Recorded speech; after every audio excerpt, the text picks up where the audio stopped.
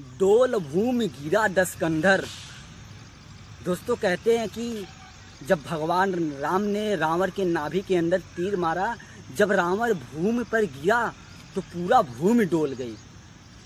तो उस समय भगवान राम लक्ष्मण से कहते हैं, जा कुछ सीखा।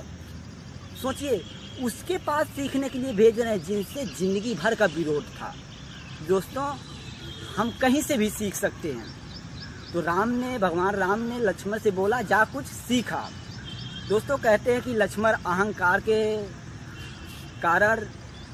के मारे जाकर रावण के शीश की तरफ बैठा। तो राम बोले, नहीं, ये पैटर्न गलत है, सीखने के लिए चरणों में जाना पड़ता है। तो जाकर लक्ष्मण रावण के चरणों में बोले, रावण अंतिम तीर्थ यात्रा में हमें कुछ सिखा दे। तो रावण बोला, मैं आपको क्या सिखा सकता हूँ, अगर मेरे एक सवाल का जवाब दो तो मुझे मोक्ष प्राप्ति होगी। तो लक्ष्मण में बोला, पूछो। रावण ने कहा, मैं हारा क्यों? लक्ष्मण बोले, मैं नहीं जानता। बोले, मैं इतना बड़ा विद्वान, कुल में तब तुमसे बड़ा, तुम कहाँ क्षत्रिय, मैं कहाँ ब्राह्मण, मैं चारों बेटों का ज्ञाता।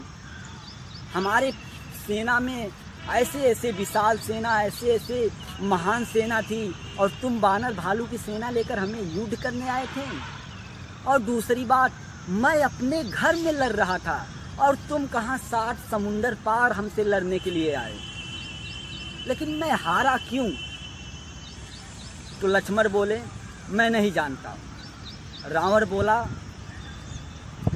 मैं तुझे बताता हूँ, मैं चरित्रहीन और तू चरित्रवान था।